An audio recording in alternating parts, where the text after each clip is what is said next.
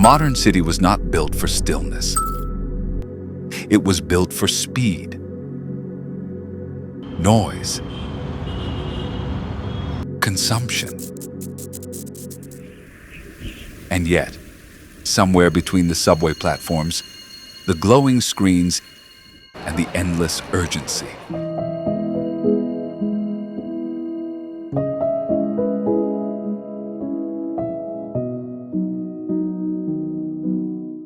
there are people who are calm, focused, untouched. They are not monks living in mountains. They live here, in the chaos. Today, we explore the rise of the urban ascetic and how stillness has become the most powerful skill of the modern world. Stillness is not escape. It is mastery. We are the most stimulated generation in history. We wake up to alarms, scroll before we think, consume before we choose. The city rewards urgency, but punishes reflection. And slowly, without noticing, we lose something ancient. Inner silence. Not the absence of noise, but the absence of inner chaos.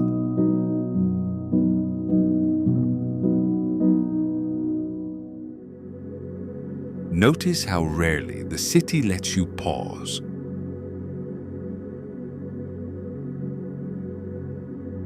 Even moments of rest are filled with stimulation.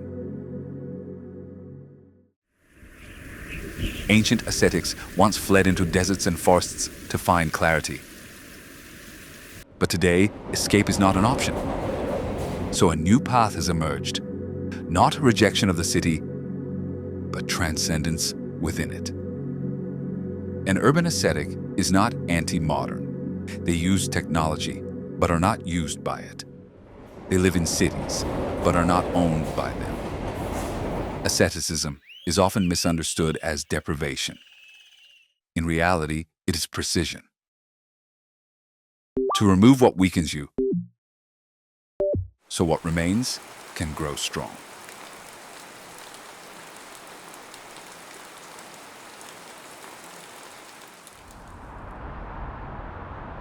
The greatest battle of the city is invisible. It is the war for your attention. Every screen wants it. Every advertisement feeds on it. Every algorithm competes for it. Stillness then becomes resistance. When you can sit without stimulation, you reclaim sovereignty over your mind. This is why stillness feels uncomfortable at first, because silence reveals what distraction hides. At this point, the question isn't whether the city is overwhelming. You already know that. The real question is, how do you live here without being consumed by it? Urban asceticism is not an idea. It is a practice. And like all disciplines, it begins with small, deliberate actions, repeated daily until your nervous system learns a new baseline. Here are the 5 daily practices of an urban ascetic. Voluntary discomfort. The modern city is optimized for comfort, and comfort dulls awareness. Food arrives instantly. Temperature is controlled. Entertainment is endless. And while this feels like progress, it has an invisible cost. Comfort dulls awareness. When everything is easy, the mind becomes restless. It searches for stimulation, not because it needs it, but because it has forgotten how to be still. Ancient ascetics understood this intuitively. They used discomfort not as punishment, but as training. Voluntary discomfort reminds your nervous system that you are capable. Capable of cold, capable of silence, capable of restraint. In the city, this doesn't mean self-harm or extremes. It means choosing difficulty when ease is available. Taking cold showers daily. Walking instead of scrolling. sitting with boredom instead of escaping it. Each time you do this, you send a signal to yourself. I am not fragile. Over time, discomfort stops feeling like suffering and starts feeling like clarity.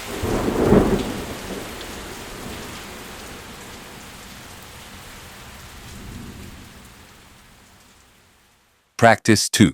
Digital fasting. Technology is not the enemy, but unconscious use is.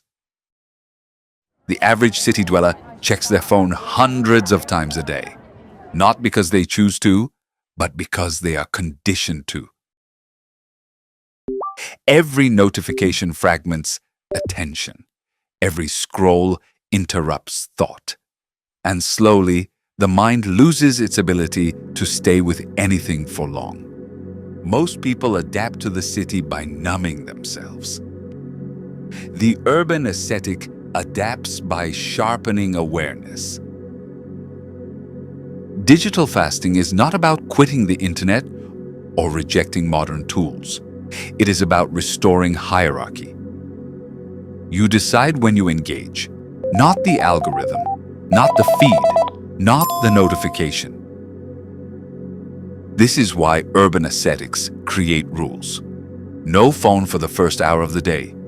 No scrolling after sunset. 1 day a week without social media. These rules aren't restrictive. They are protective. In the absence of constant input, something unexpected happens. Thoughts deepen. Emotions stabilize. Time slows down. The city doesn't become quieter. You do.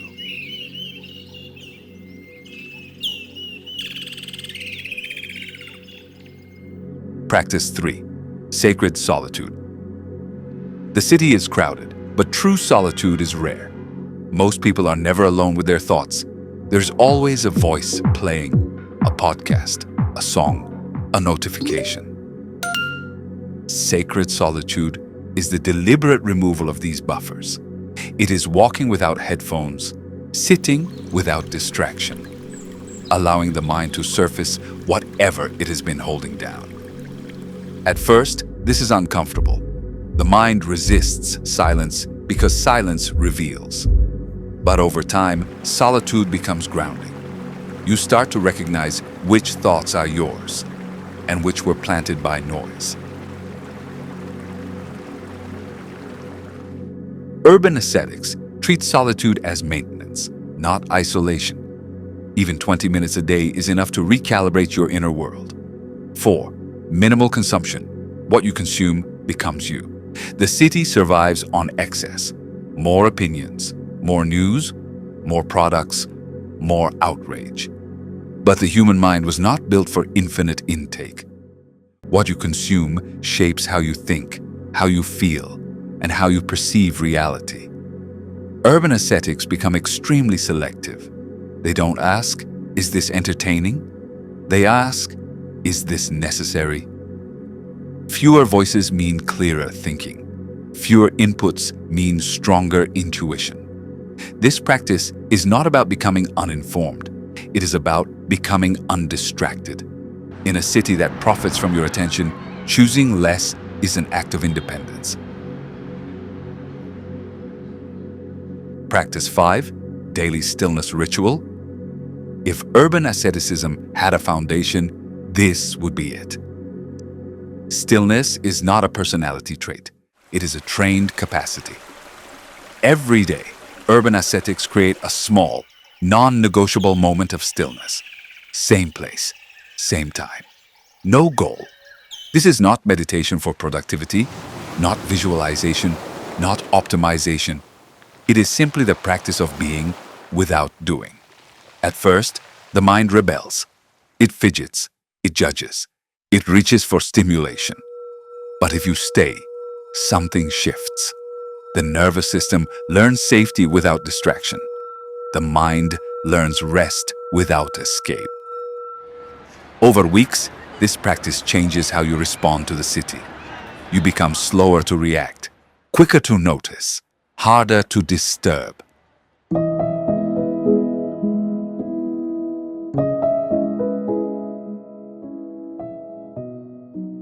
Most people mistake silence for emptiness. But silence is where the nervous system resets.